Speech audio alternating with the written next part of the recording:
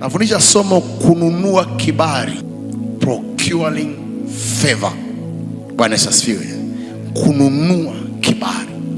Now, kuna kiwango cha kupata kwa sababu ya wokovu, lakini kuna kiwango unapata kwa sababu umelipa gharama.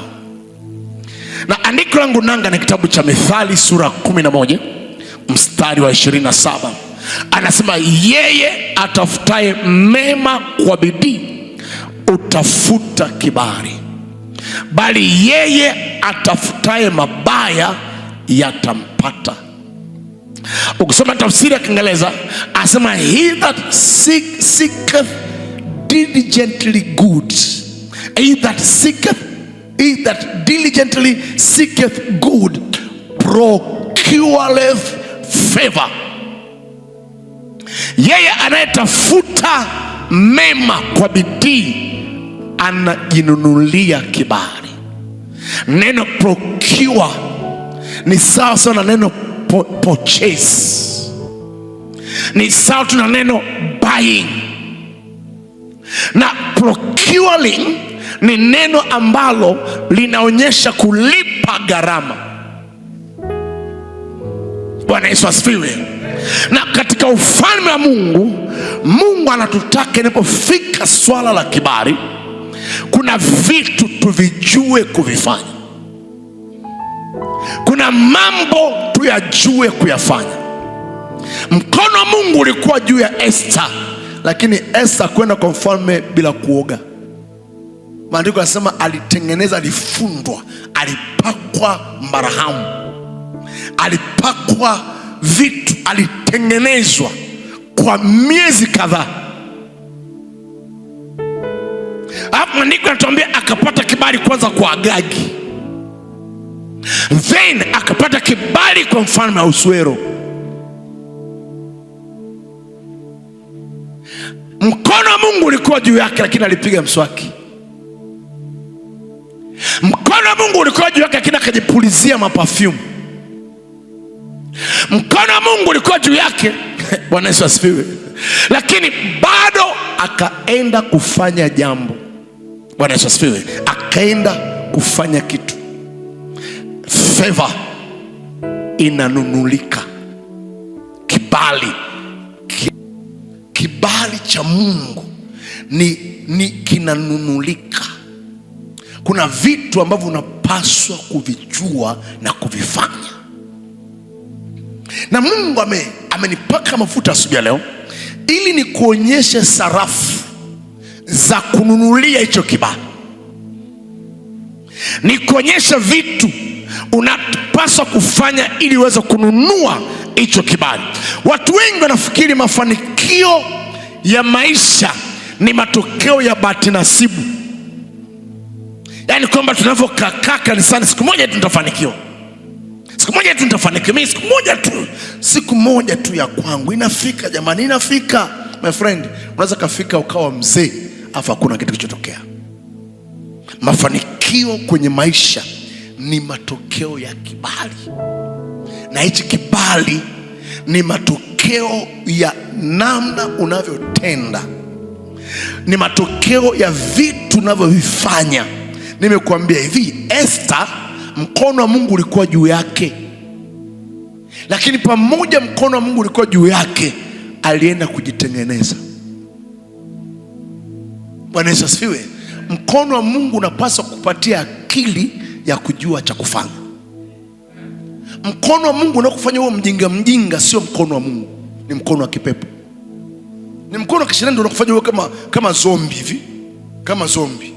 Yaani hakuna kitu unachokielewa. Wanangojea tu mambo yatatokea siku moja. Kakipepeo katakuja katanigusa kichwani, so nitapata kibali tu. Hiyo sio akili. Mkono wa Mungu unakufanya uwe na akili nzuri, ujue cha kufanya, ujue nini uweke uweze kupata kibali. Bwana Yesu asifiwe. Bwana Yesu asifiwe. So mafanikio ni matokeo ya kibali.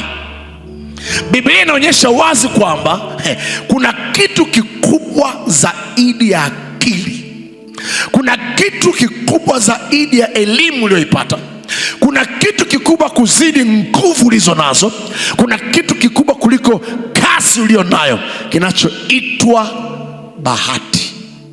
Hiyo bahati ni kibali. Bwana Yesu asifiwe. Hiyo bahati ni kibali, favor. Angalia kitabu cha Mhubiri sura 9 mstari wa 11.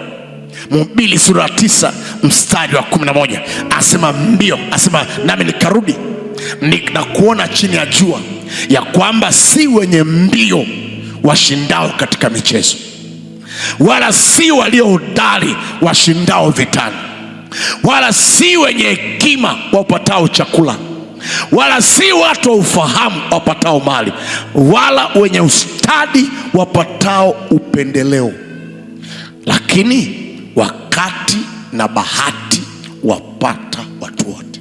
Hii bahati ni kibali, favor. Na maana nini?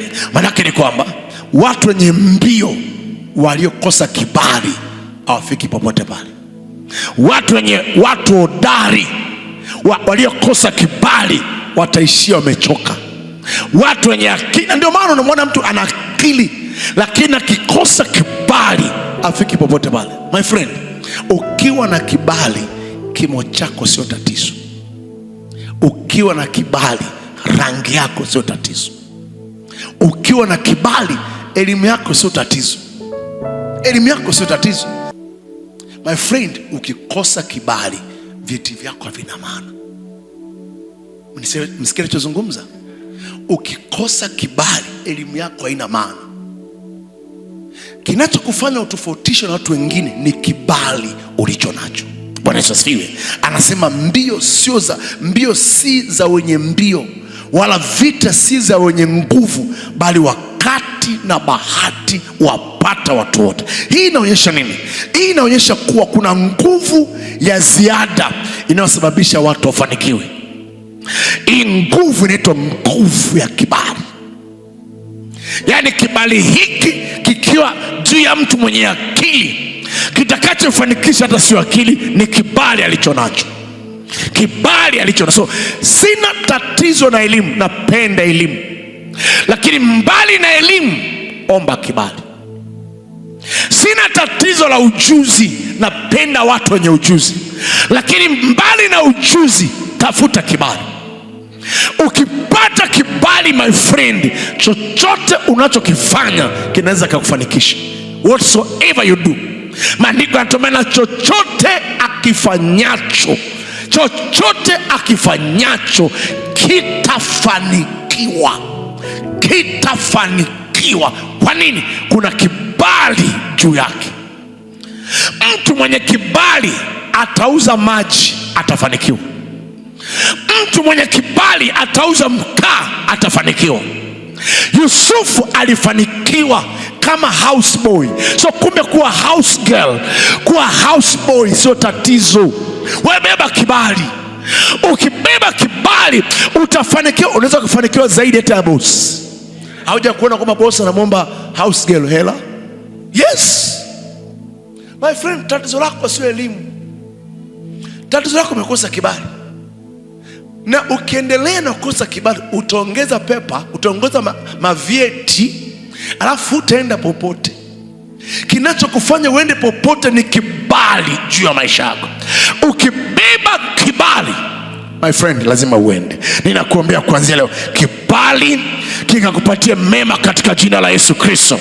Lakini jambo la kushangaza kwamba kibali kinaweza kutafutwa. Kibali kinaweza kununuliwa.